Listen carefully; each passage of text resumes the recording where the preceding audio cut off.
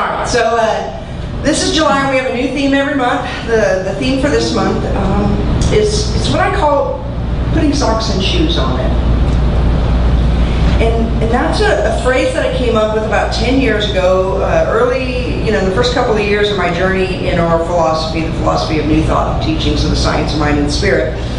And what it really meant is, these are a lot of really meaty, lofty ideals, but how do we put socks and shoes on them? Meaning, how do we take them up, wear them out into the world so that they inform our thoughts, words, actions, and state of being. So that's what we're going to talk about all month. And the way that I'm choosing to approach this is to talk about how we might think about some of the issues that are prevalent in our world today. What I'm going to talk about today is the environment. How do we take up our philosophy and use it to view the lens of how we steward this planet? Next week I'm going to do terrorism.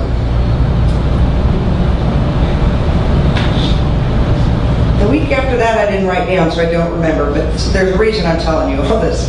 The fourth week is left open because I'm sure that there are things that you have thought about that I have not thought about. And there's a little box right over here by the door if you've never noticed. It's called the out of the box idea box. If you have something that you would like me to address that fourth week, please put a suggestion in the box, and I will take that up the fourth week. Or if I have multiple ones, I'll find a way to address as many as I can. One of the things that I really love about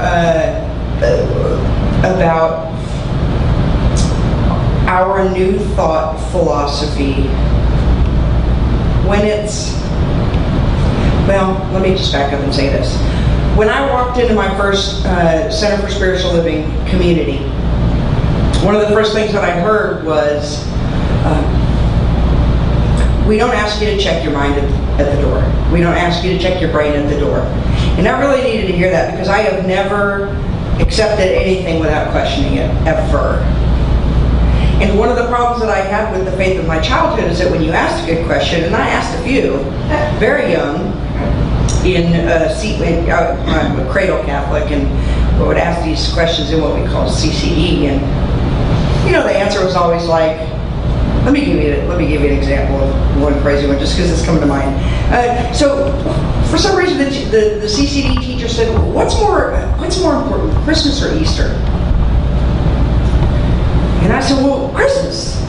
She said, "No, Easter," and then proceeded to explain why the Easter story is central to Christianity as it's been taken up in the last several millennia.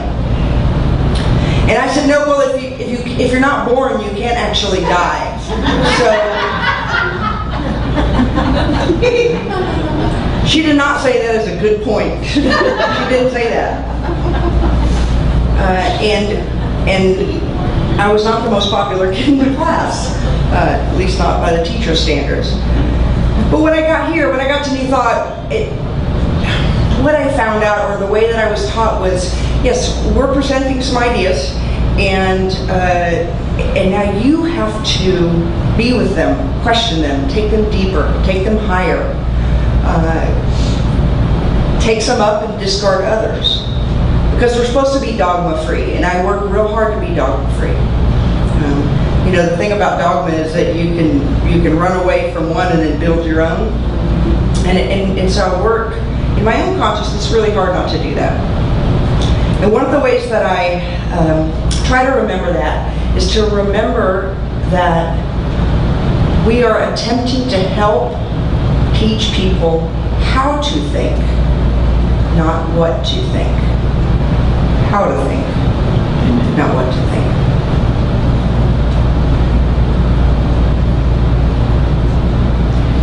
So before I go any further, I want to introduce y'all to a term. You may have heard it before. The term is metaphysical malpractice. Have you ever heard that? Usually, yes. Well, just in case.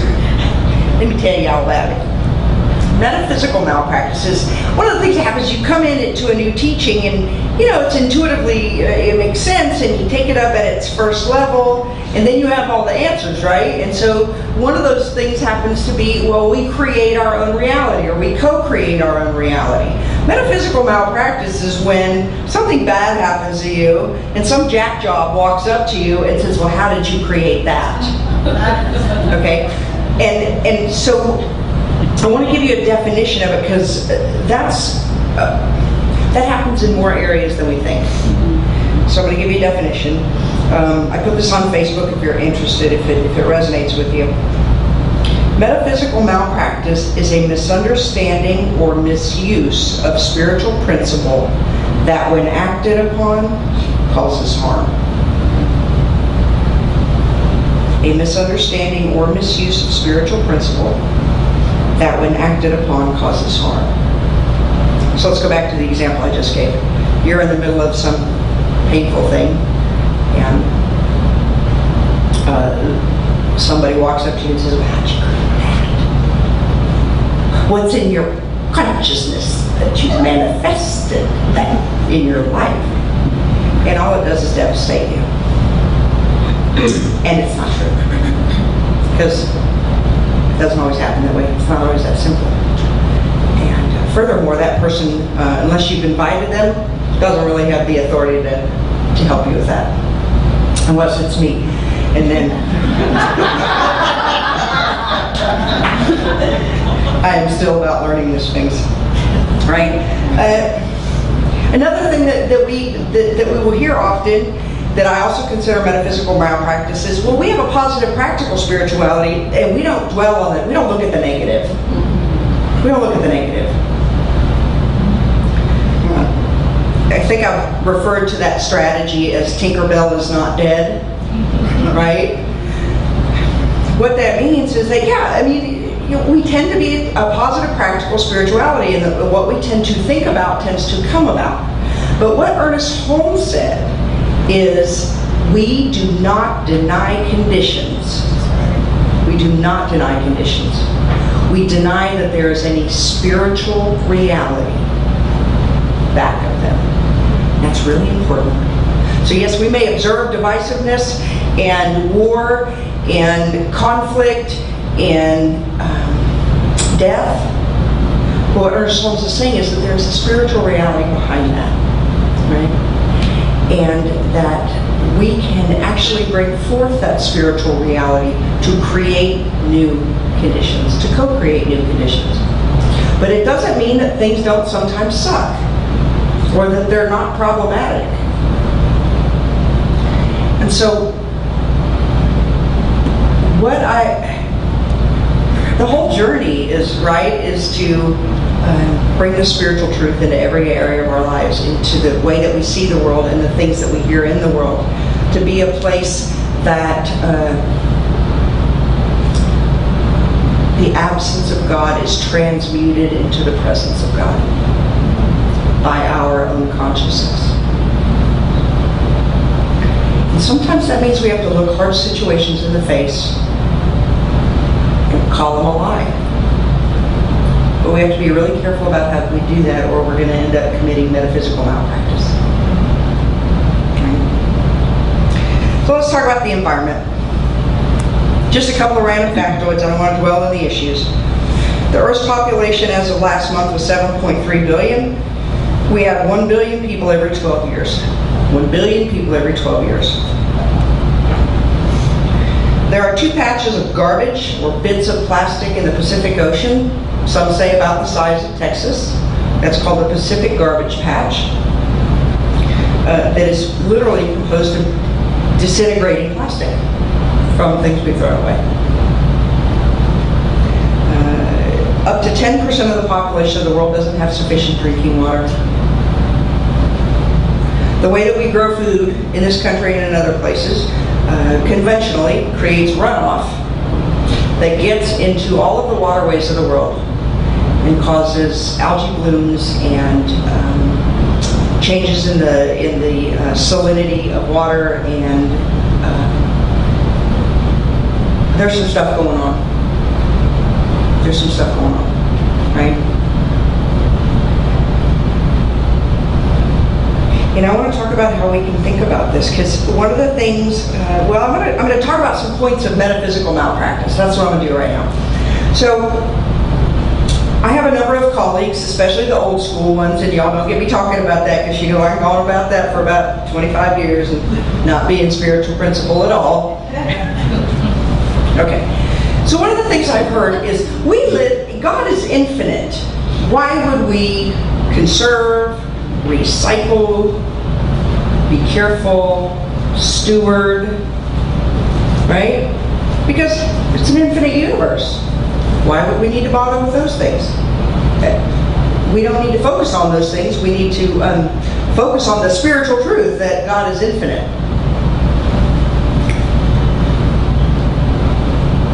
Well, here's something to consider. Something to consider is that, yes, God is infinite, but each physical expression of God is not infinite. Each physical expression of God is not infinite.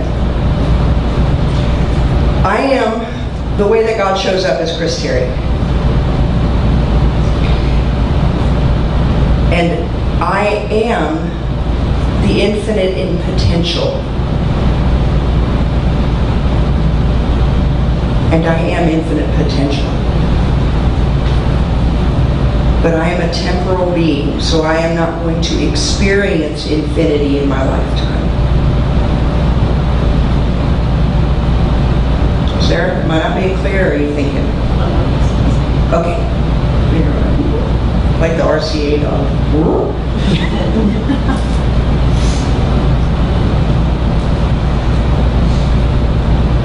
So if we think about this planet that we're living on, that is a living, breathing entity, a Gaia, if you want to use a mythological term, she is not infinite. There may be infinite realities that this earth is a part of. There may be infinite dimensions that we know nothing about. Because if God is infinite, the possibilities are infinite. And in relative terms, we are living on a planet with finite space and finite resources. Right? Does that make sense to everybody? So where we go from there is, okay, how does each of us take that up? Because we have the freedom to make things make sense in a way that fits for us. Some of us reduce the amount that we use. Some of us recycle. Some of us are vegetarians or vegans. Some of us don't fly in airplanes because of the carbon footprint. The way that we take up this idea is completely up to each of us. No rights, no wrongs. Some more helpful than others, perhaps.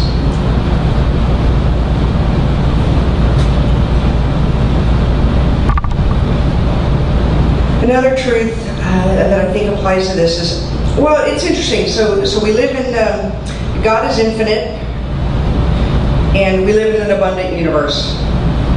Well, we do. And I want to say this right up front, and I'm not telling you what to think. I'm telling you what I think. I have the microphone, remember? Abundance is ours, but hoarding stuff sucks. Abundance is ours, but hoarding stuff is a problem. It was really interesting this morning, about 4 o'clock in the morning, I looked in the Science of Mind textbook, and I looked at, I was looking at the definition, Holmes' definition of abundance. And you know what it is? Well, I don't, because he doesn't define it in the glossary. In his 620-something page tome about the philosophy of the science, mind, and spirit, he never defined abundance. But he says this about prosperity. Prosperity is the outpicturing of substance in our affairs. Everything in the universe is for us. Nothing is against us. We must know that everywhere we go, we meet friendship, love, human interest, and helpfulness, because life is ever-giving of itself. We must receive, utilize, and extend the gift. Success and prosperity are spiritual attributes belonging to all people, but not necessarily used by all people. So this is what I want to say about that. When we look at what it means to be prosperous or abundant, how are we defining that? Does it mean that we have a bunch of stuff? I would hope that we have enough that we can comfortably give our gifts to the world without having to worry about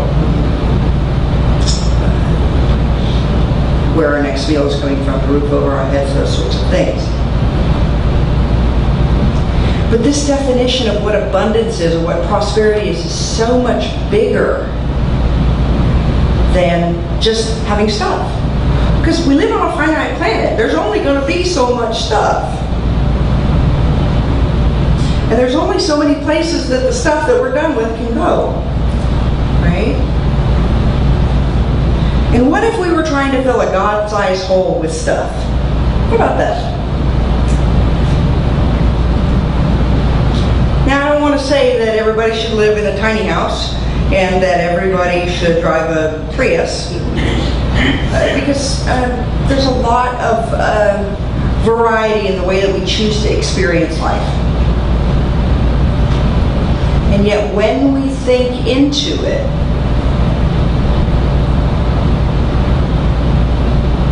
I think it's beneficial to us and to everyone that we do it consciously. We live our lives and make our choices consciously. Ernest Holmes says, I've heard some people say that we don't have a moralistic teaching or we don't have an ethical teaching, and that's hogwash. Because anytime you have things that you say are true about the world, there's implied things that come along with that. So if I say that we're all the manifest body of God, then the way I treat you matters, right? So nobody's telling me how to do it, but there's always implications. If you say this is true about the universe, or this is true about God, this is true about life, then that has to inform the way that you engage, I think. So Ernest Holmes said that that is all about the way that we choose to individually express it. Then he goes on to say, we realize, however, that to attempt this self-expression at the expense of society or other individuals is to defeat the very purpose for which freedom exists, for back of all is a unity. Hence we find that the laws of necessity, not of theology, of which all religions and ethics and moral and social systems are but feeble lights, do ultimately compel experience into the path of true righteousness. Let me give you a short version of that. To express ourselves at the expense of everyone else is to defeat the purpose for which freedom exists.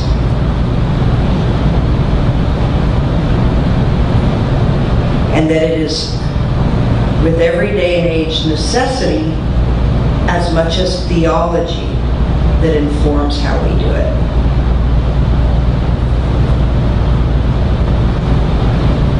So why is this important? This is important because environmental degradation is one of the major issues that we are facing in our time, and it's one of the major challenges that our children and our children's children are going to face. Now, the good news is that an infinite God has infinite possibility for solution, right? And this is something that I have to be really careful about, because sometimes when I look out in the world, the only way that I can see that something is going to be solved, well, it's always influenced or ruled by thoughts I've already had, or thoughts that have already been expressed, or possibilities in the world. And the truth of the matter is that, well, Ernest Holmes said principle is not bound by precedent. Meaning new solutions arise all the time. I was talking about that Pacific garbage patch.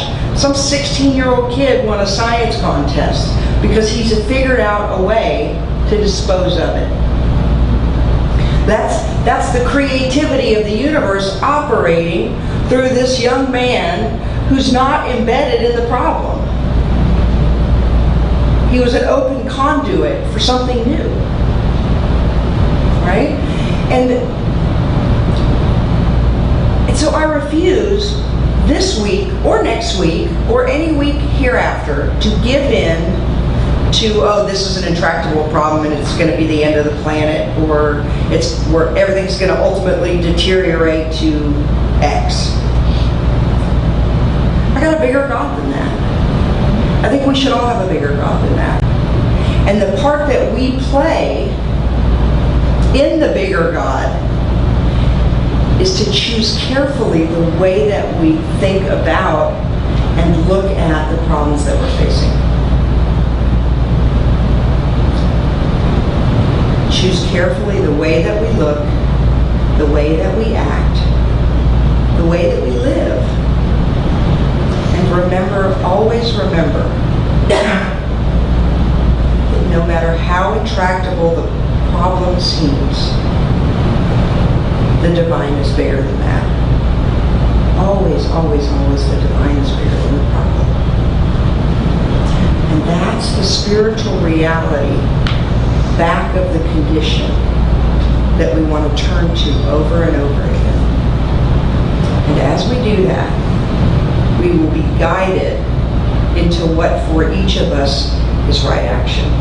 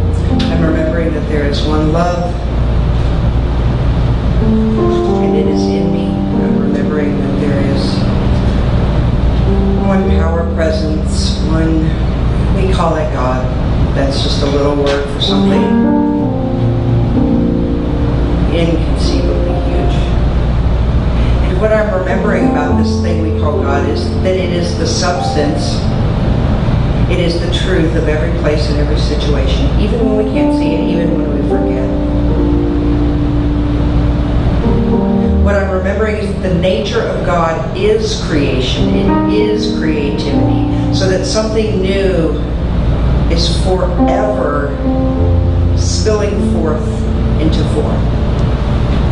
For an infinite power and presence must have infinite expression with infinite possibility. And so as I look at what appears to be a problem and is a problem, when I look at the condition, what I know is that there is no condition bigger than God. There is that there is a place to stand in a way to see and know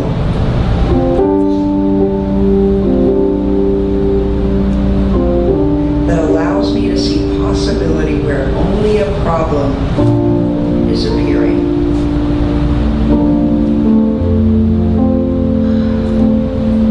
What I'm remembering and what I'm knowing is that standing in this place from which I shall not and cannot be moved, that I am a part of that creative solution. I am a part of that future possibility.